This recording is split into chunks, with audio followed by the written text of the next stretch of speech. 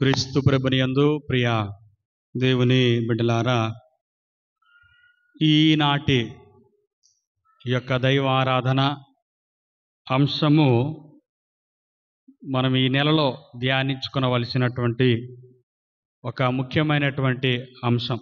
ఎందుకనంటే గత నెల అంతా కూడా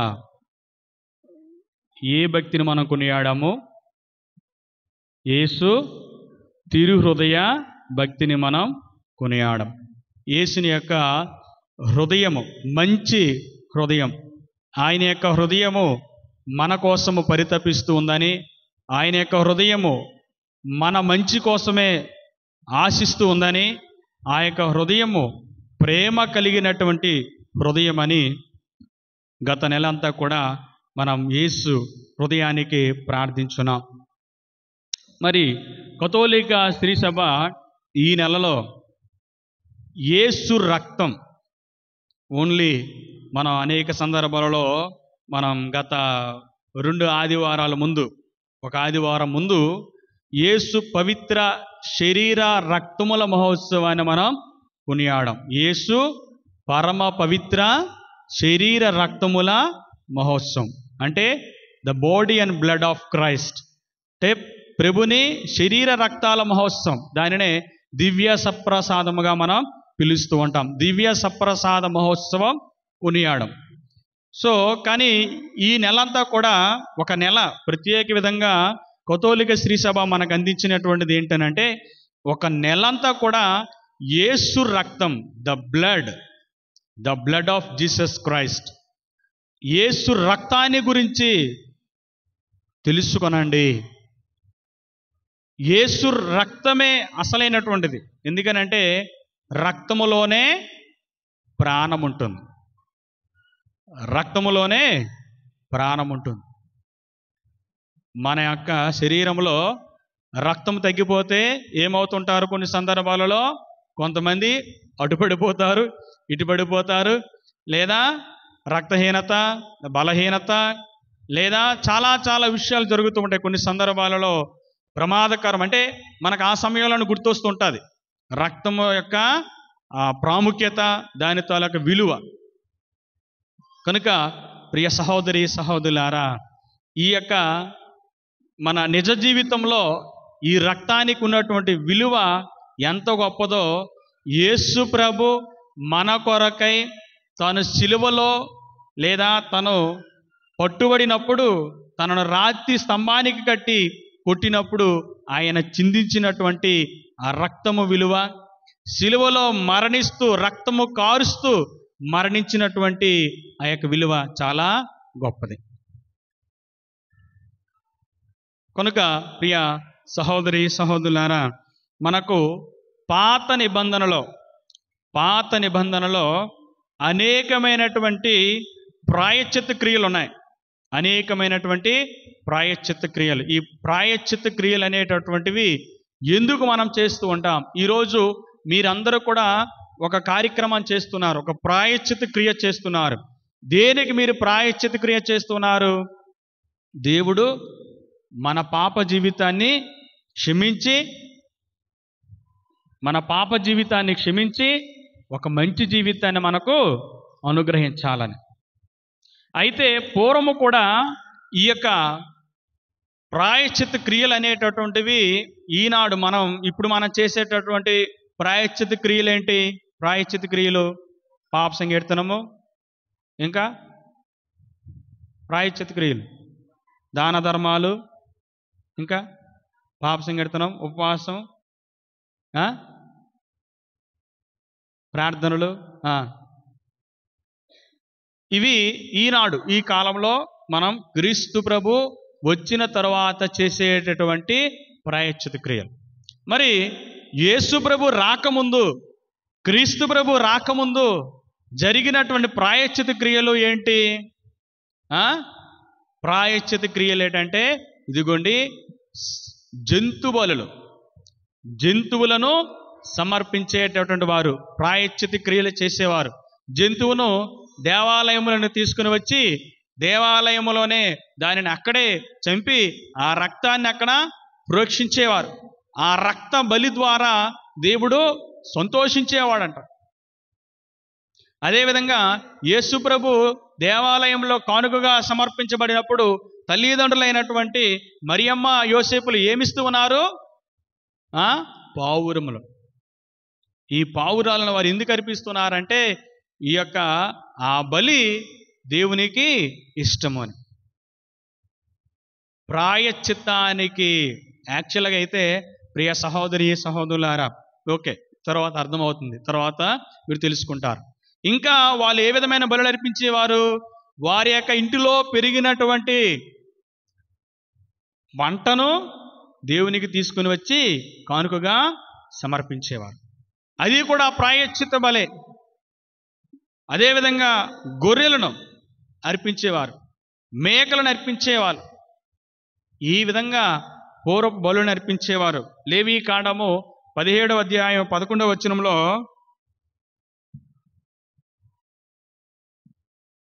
లేవీ కాండము 17వ అధ్యాయం 11వ వచనంలో ప్రతి ప్రాణి ప్రాణము దాని నెత్తురులో ఉన్నది కనుకనే ఈ నెత్తురును పీఠము మీద చిలుకరించి ప్రజల పాపములకు ప్రాయశ్చిత్తము చేయవలసిందిగా నేను కట్టడి చేసి తిని. ప్రతి ప్రాణి ప్రాణము దాని నెత్తురులో ఉన్నది. మన ప్రాణం, మన యొక్క శరీరంలో రక్తం అనేటటువంటి లేకపోతే మనం బ్రతకలేం. ఈ యొక్క రక్తం అనేటటువంటిది అసలైనటువంటిది. ఇదిగో నా శరీరంలో రక్తం అవసరం లేదు, నీరుతో నింపుకుంటానంటే సరిపోతుందా? ఏమవుతావు? నీరుతో నింపుకుంటే ఒక్కసారి నీ యొక్క గుండె పగిలిపోతూ ఉంటుంది, నీవు మరణిస్తావు. నీలో రక్తము ఏ విధంగానైనా లెవెల్స్ కూడా తగ్గినప్పుడు ఏమవుతుంటారు? చాలామంది బలహీన పడిపోతూ ఉంటారు, అనారోగ్యానికి బానిస అవుతూ ఉంటారు. కనుక ఈ రక్తమే మనకు ప్రాణము, ఈ రక్తమే ప్రాణం. అందుకనే చివరిలో ఉంటుంది, నెత్తురులోని ప్రాణము పాపములకు ప్రాయశ్చిత్తము చేయును. నెత్తురులోని ప్రాణం. ప్రియ సహోదరి సహోదరులారా, అయితే పూర్వము బలులను ఈ విధంగా అర్పించేవాళ్ళు, దేవునికి సమర్పించేవాళ్ళు. ఎందుకనంటే ఇక రాను రాను ఏమవుతున్నారు? యాక్చువల్గా సమాజంలో ఉన్నటువంటి ప్రజలందరూ కూడా పాపములో బానిసలైపోయి ఇక వారు ఏం చేస్తున్నారు? గొర్రెలను, మేకలను, కోళ్లను, పావురములను తీసుకుని వచ్చి సర్వసామాన్య దీనిగా వాళ్ళు బలు అర్పిస్తూనే ఉన్నారంట. రక్తము చిందింపబడుతూనే ఉంది, రక్తము ఏరులై పారుతూనే ఉంది. ఎందుకనంటే ఆనాడు ఆదిలో మనం గమనించినట్లయితే కయీను హేబేలు యొక్క జీవితంలో మనం చూసినట్లయితే వారు అర్పించినటువంటి అర్పణ, వాళ్ళు అర్పించినటువంటి బలి ఏమర్పించారు? వాళ్ళు ఒకరు జంతు బలిని అర్పించారు, ఇంకొకరు తమ యొక్క పంటలో భాగాన్ని సమర్పించారు. కానీ వారిద్దరూ అర్పించిన దానిని మనం మనం గమనించినట్లయితే అది అలాగూ కొనసాగుతూ వచ్చింది.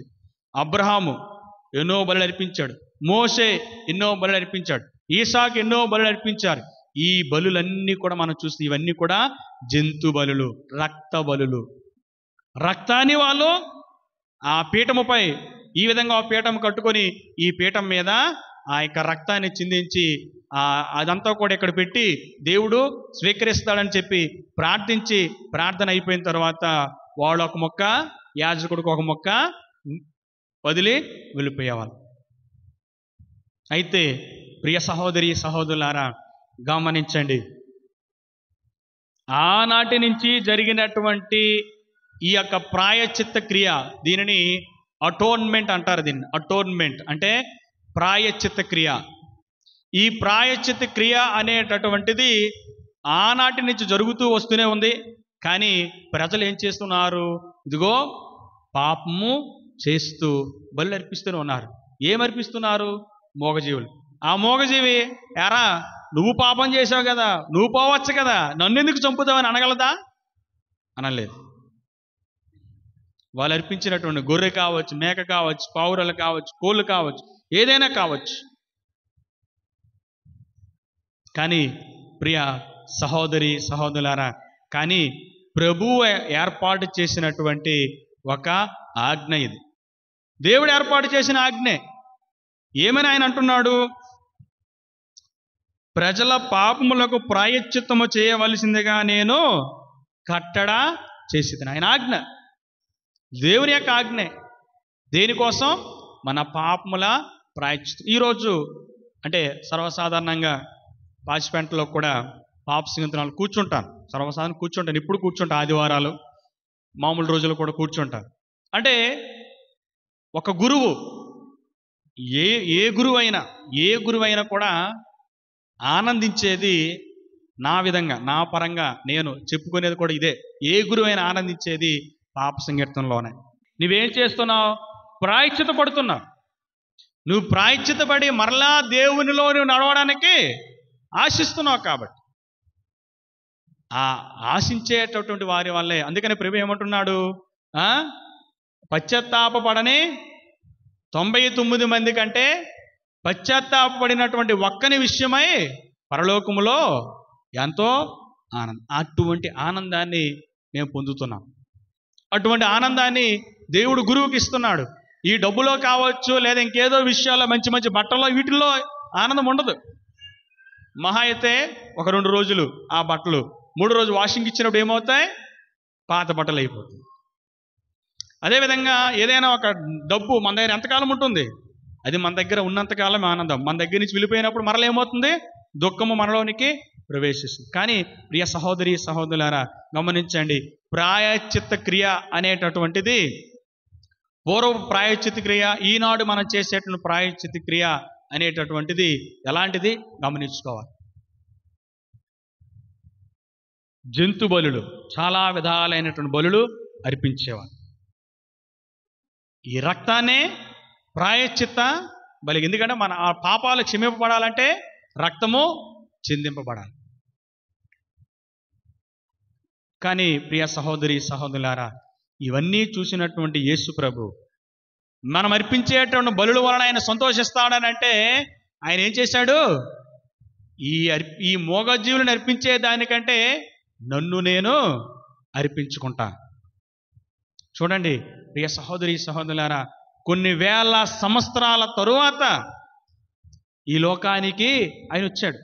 క్రీస్తు పూర్వము, క్రీస్తు శకం. క్రీస్తు పూర్వం ఎంతమందిని చూసాం? అద్భుతకారుడు, దేవునితో ముఖాముఖి మాట్లాడినటువంటి విశ్వాసుల తండ్రి అబ్రహాం. ఈ పని చేశాడా? అబ్రహాం ఈ పని చేశాడా? చేయలేదు. కానీ ఆయన విశ్వాసుల తండ్రి. ఎందుకు? దేవుడు మెచ్చిన అర్పణ అర్పించాడు కాబట్టి, తన కుమారుని బలి అర్పించడానికి సిద్ధపడ్డాడు కాబట్టి మనం గొప్ప వ్యక్తిగా చెప్తున్నాం. అబ్రహామే ఎందుకు తనను తానుగా అర్పించుకోలేదు? మోషేను మనం చూస్తున్నాం. మోషే కొన్ని లక్షల మంది ప్రజానీకాన్ని ఐగుప్తు నుండి ఇజ్రాయేలు ప్రాంతానికి నడిపించుకుని వచ్చాడు. గొప్ప శక్తిపరుడుగా నడిపింపబడ్డాడు. ఎందుకనండి ప్రియ సహోదరి సహోదరులారా, ఈ కాలంలో నలుగురు మనం వెనక్కున్నారంటే మనకి ఎన్ని వస్తాయి? 2 కొమ్ములు వస్తాయి. 6 ఉన్నారంటే మరొక 2 కొమ్ములు వస్తాయి. ఇందువలన నలుగురు మనం వెనక్కున్నారు. కానీ చూడండి ప్రియ సహోదరి సహోదరులారా, మోషే వెనక ఎంతమంది ఉన్నారు? కొన్ని లక్షల మంది ఉన్నారు. అయినా కూడా మోషే తను విర్రవేగలేదు. కానీ అంతటి గొప్ప అవకాశాన్ని దేవుడు మోషేకి ఇచ్చాడు, నా ప్రజలు నడిపించు అని. కానీ మోషే కూడా తనను తానుగా దేవునికి అర్పించుకోలేదు. యెషయా, ఏలియా, ఎలీషా ఎంతమంది ఉన్నారు?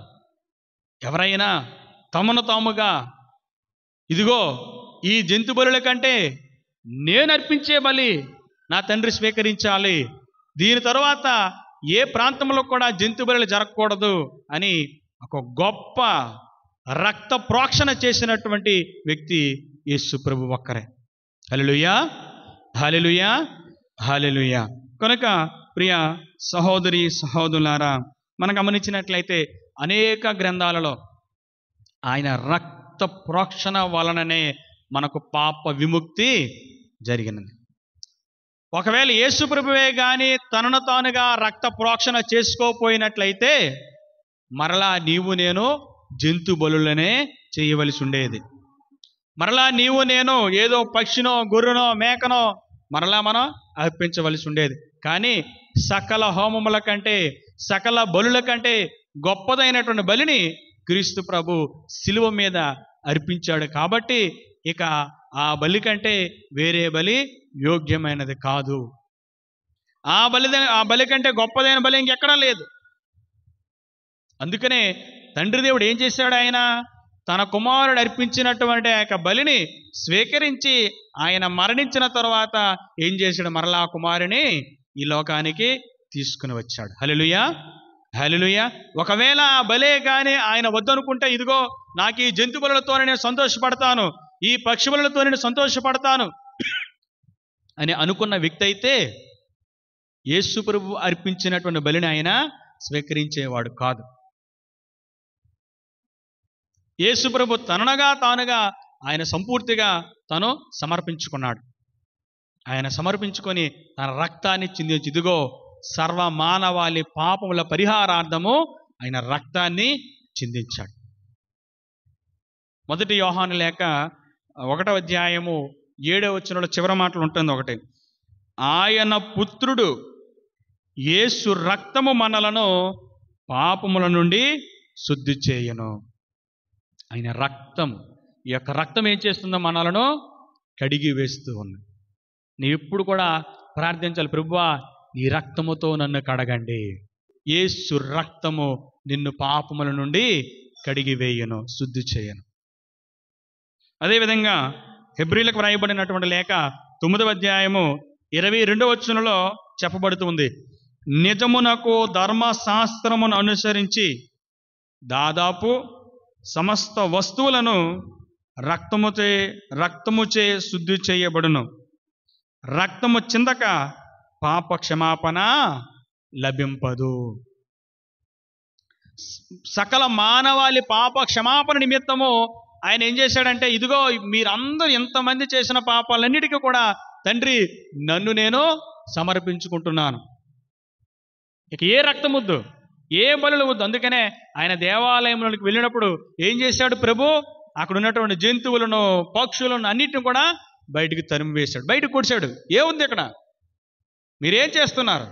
వ్యాపారం చేస్తున్నారు, లేదా మీ పాపాల నిమిత్తమో మూగజీవుల్ని మీరు చంపుతున్నారు అని వాటిని అన్నిటిని కూడా తీసివేశాడు. ఎందుకనంటే మానవుడు ఏమైపోయాడు? ప్రతిదానికి పాపం చేయడం, జంతువుని బలి అర్పించాడు, పాపం చేయడం జంతువుని. కానీ ఇక్కడ ఏమవుతుంది మనం చూడండి ప్రియ సహోదరి సహోదరులారా, గమనించండి. అయితే దేవుడు ఎందుకు ఈ బలి అడిగాడు అని మనం అనుకోవచ్చు. తండ్రి దేవుడు ఎందుకు ఈ బలి అడిగాడు అని అనుకుంటే, ఆయన ఏం చేశాడు? నీకు 100 గొర్రెలు ఇచ్చాడు. 100 గొర్రెలు చూసుకోరా, చక్కగా ఉండు, కృతజ్ఞతగా నాకు ఒక బలి అర్పించి అన్నాడు. కృతజ్ఞతగా నాకు బలి అర్పించి అన్నాడు. మానవుడు ఏం చేశాడు? 100 గొర్రెలతో సంతృప్తిగా ఉన్నాడా? నాకు ఒక 100 గొర్రెలు ఇచ్చాడు, పక్కోడు కూడా 100 గొర్రెలు ఇచ్చాడు. ఏం చేస్తాడు?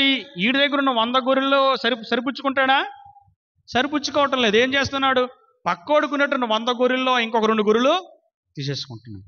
అదే విషయం గమనించినట్లయితే ప్రియ సహోదరి సహోదరులారా, ప్రభు దావీదును నాతాను చేత హెచ్చరించాడు.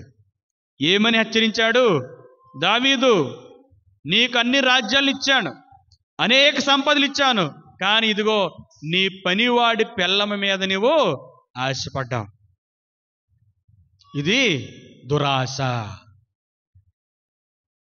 దేవుడు మనకు అనేక మేలులు ఇచ్చినా కూడా మనం ఏం చేస్తుంటాము? ఆ మేలులతో సంతృప్తి పడము, సంతోషపడము. ఈ విధమైనటువంటి జీవితంలో మనం ఏం చేస్తున్నాము? దురాశకు పాలుపడి తండ్రి దేవుని యొక్క ఆజ్ఞను మీరి ఏం చేస్తున్నాము? మనం అనేక పాపములు చేయడం ప్రారంభిస్తున్నాం. నీవే గాని దేవుడిచ్చినటువంటి దానిలో నువ్వు సంతోషంగా ఉంటే ఏ పాపం చెయ్యవు, ఏ బలి కూడా అర్పించిన అవసరం లేదు. అది ఆయన ఆశించాడు. నా బిడ్డలో నేనిచ్చిన జీవితంలో సంతోషంగా ఉండాలని ఆశించాడు. అటువంటి సంతోషాలను వీడి పాపానికి బానిసలైపోయి ఏముంది? పాపం చేసింది మనము, శిక్ష పడింది ఎవరికి? జంతువులకు. ఇక మానవుని యొక్క అతీతమైనటువంటి ఆ కోరికలకు ఇవి బలి అవడం. ఎందుకని తన ఏకైక కుమారుని లోకానికి పంపించి ఆ ఏకైక కుమారుని ద్వారానే సమస్త హోమముల కంటే, సమస్త బలుల కంటే గొప్పదైనటువంటి బలిని ఆయన అర్పింప చేశాడు. ఇది తండ్రి ప్రణాళిక.